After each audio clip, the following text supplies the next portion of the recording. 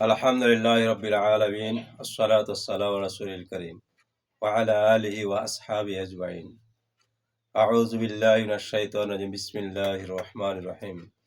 ফাযকুরুনি আযকুরকুম ওয়াশকুরু লি ওয়া লা তাকফুরুন। আল্লাহর প্রশংসা যে তিনি আমাদেরকে অগণিত নিয়ামত দিয়ে ধন্য করেছেন। দুরূদ এবং সালাম নবীর প্রতি সাল্লাল্লাহু আলাইহি সাল্লাম। লুঙ্গি সেলাই আসলে যত সহজ মনে করি অত সহজ না। তো মাস্টার লুঙ্গি সেলাই অর্থাৎ দুই দিকে সদর হবে, এটার জন্য নিয়ম হচ্ছে দুই সাইডকে আগে চিকন করে কেটে নেওয়া, তারপরে ভাঁজ ফেলা। তো এইভাবে আগে ভাঁজ ফেলতে হবে, ভাঁজ ফেলার পরে সেলাই।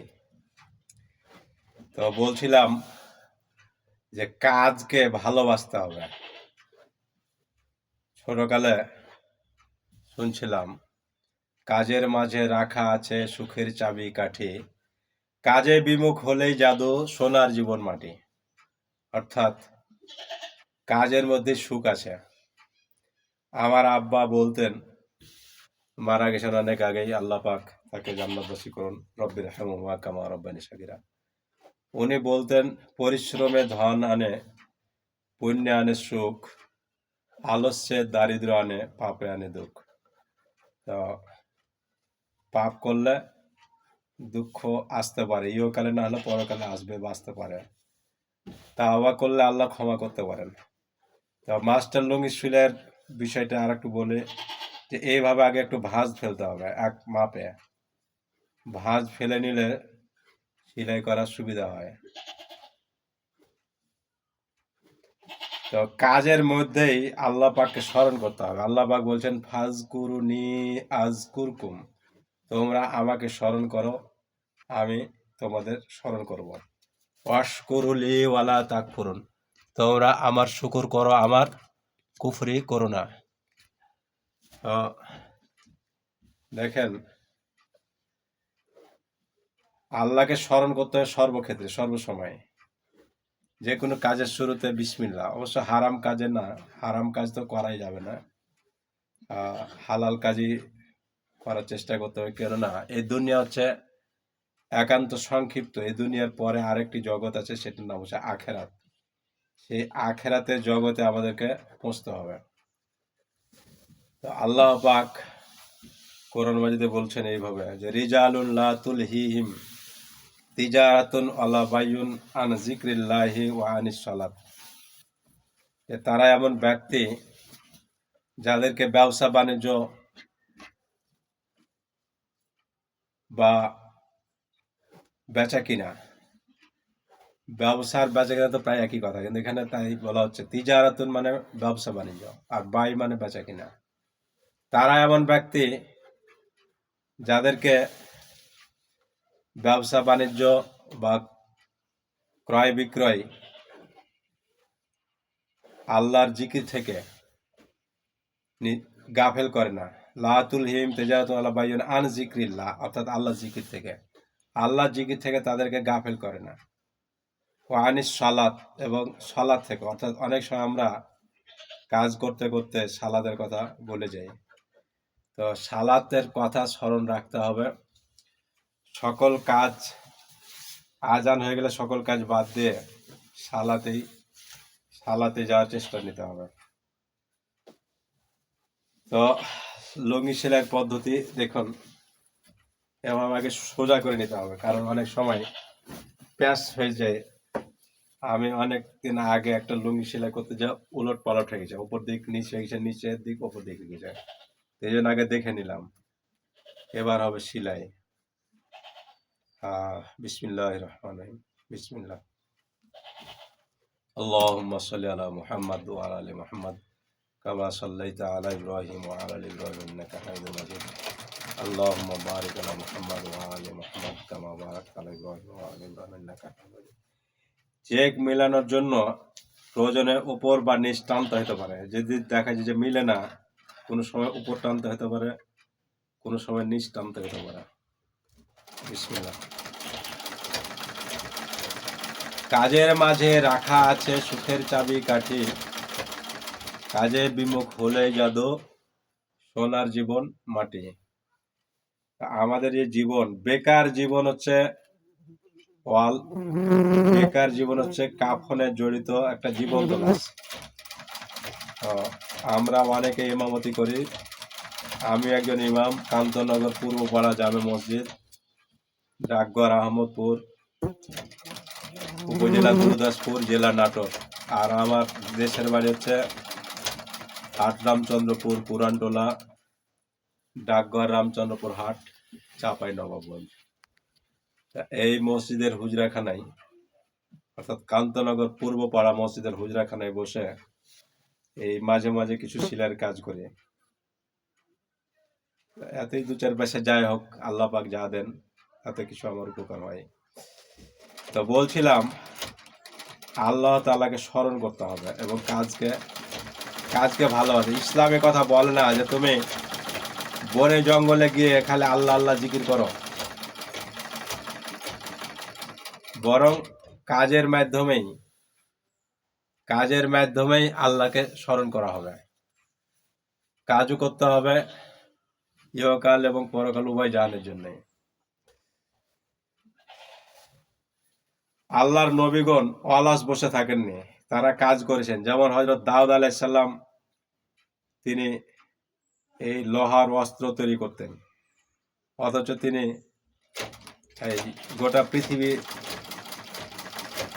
পৃথিবীর বাদশাহ বলা যায়। তারপর হযরত সুলাইমান আলাইহিস সালাম বাদশাহ ছিলেন।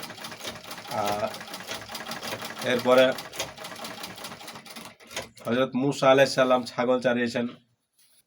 আমাদের নবী হযরত মুহাম্মদ মুস্তাফা সাল্লাল্লাহু আলাইহি সাল্লাম, তিনিও ছাগল চড়িয়েছেন। এরপরে হযরত ইদ্রিস আলাইহিস সালাম, তিনিও কাজ করতেন। হযরত ইব্রাহিম আলাইহিস সালাম, তিনিও কাজ করতেন। হযরত ইসমাইল আলাইহিস সালাম, হযরত ইব্রাহিম আলাইহিস সালাম পশুপালন করতেন। এরকম শুনে যায়, পশুপালন করা ওটা একটা পেশা বা ব্যবসা। হযরত ইসমাইল আলাইহিস সালাম এই পশু শিকার করতেন, এরকম বলা হয়।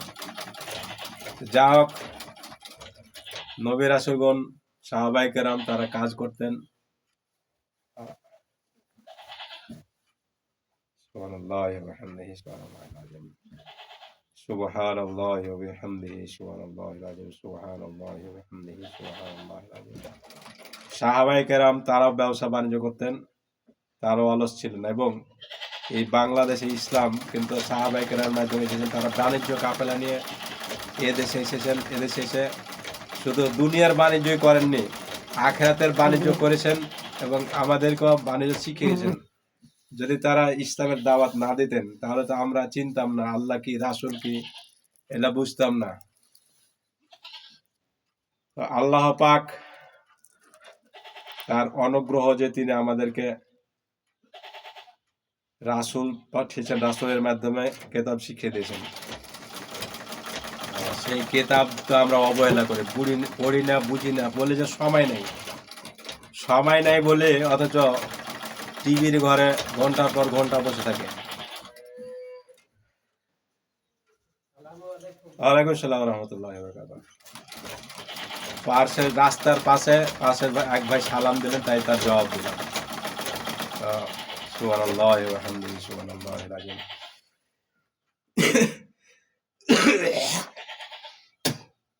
তো ছন্দটা আবার বলি, কাজের মাঝে রাখা আছে সুখের চাবিকাঠি, কাজে বিমুখ হলেই জাদু, সোনার জীবন মাটি।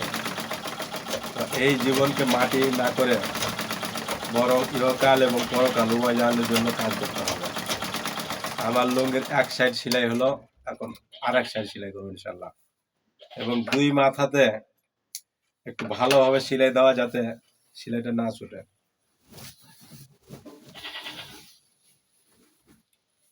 সুবহানাল্লাহি ওয়া বিহামদিহি, আদাদা খালকিহি ওয়া রিদা নাফসিহি ওয়া জিনাতা আরশিহি ওয়া মিদাদা কালিমাতিহি।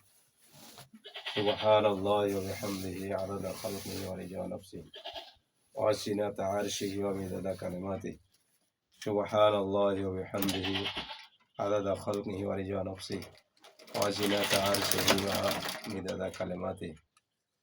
সুবহানাল্লাহি ওয়া বিহামদিহি, আদাদা খালকিহি ورضا نفسه وزنة عرشه ومداد كلماته لا حول ولا قوة إلا بالله لا حول ولا قوة إلا بالله لا حول ولا قوة إلا بالله لا حول ولا قوة إلا بالله لا حول ولا قوة إلا بالله لا حول ولا قوة إلا بالله لا حول ولا قوة إلا بالله اللهم صل على محمد وعلى آل محمد كما صليت على إبراهيم وعلى آل إبراهيم إنك حميد مجيد اللهم بارك على محمد وعلى آل محمد كما باركت على إبراهيم وعلى آل إبراهيم إنك حميد مجيد سبحان الله وبحمده عدد خلقه ورضا نفسه وزنة عرشه ومداد كلماته سبحان الله وبحمده عدد خلقه ورضا نفسه وزنة عرشه ومداد كلماته سبحان الله وبحمده عدد خلقه ورضا نفسه وزنة عرشه ومداد كلماته এবার একটা মজার ঘটনা বলি আমার এলাকার ঘটনা আর সেটা হয়তো হাসবেন তারপরে বলবো এক লোক তার স্ত্রীর সাথে রাগারাগি করেছে রাগারাগি করে বলছে যে আমি আর একটা বিয়ে করবো তখন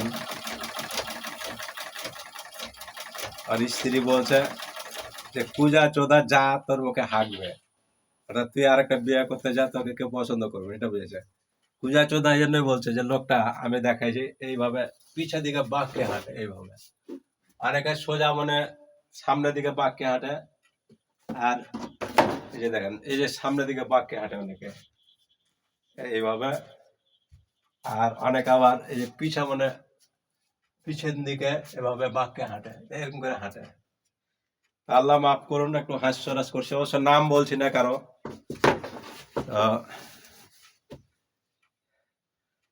তার স্ত্রী বলছে যে যা কুজা চোদা তোর মুখে হাঁকবে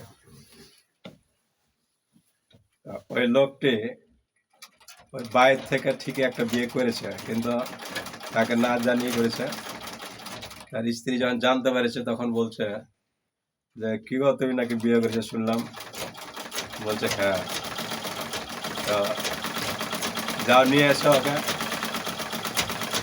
নিয়ে যখন আসলো বাড়িতে তখন সে এমন ওষুধ শুরু করলো ইঞ্জেকশন জারি করলো এমনভাবে যে ওই চাপায় নয় একটা কথা বলে ছাড়া দে বা কান্দা বাঁচবে এরকম একটা কথা বলে তখন ওই দ্বিতীয় বউটা নিজে থেকে বললো যে আমি আর তোমার ঘর সংসার করবো না আমি যাই তো এই হচ্ছে পরিণাম এই ভয়াবহ পরিণাম শুনেও তো আমাদের হুঁশ হয় না আমরা ভুলে যাই এর পরিণাম সম্পর্কে যা হোক কথার তালে তালে আমার লুঙ্গিটাও শেষ হলো ইনশাল্লাহ মাঝখানে একটু দেরি হলো সুতা কেটে যাওয়ার জন্য এখন আমি এটাকে ভাঁজ করে দেবো এই মাছটা সেলাই এক এক জায়গায় এক এক রকম চার্জ কোথাও 20 টাকা 25 টাকা 30 টাকা বিভিন্ন জায়গায় বিভিন্ন রকম চার্জ এবং ঢাকাতে তো এই মাছটা সেলাই 50-এর কম না যাক আমি 20 টাকা বলেছি আরো দুটি আছে আর ভিডিও না বাড়িয়ে ভিডিওর সময় ক্ষেপণ না করে এটা ভাঁজ করে রেখে দেবো এখন ভিডিও শেষ করছি আসসালামু আলাইকুম ওয়া রাহমাতুল্লাহি ওয়া বারাকাতুহু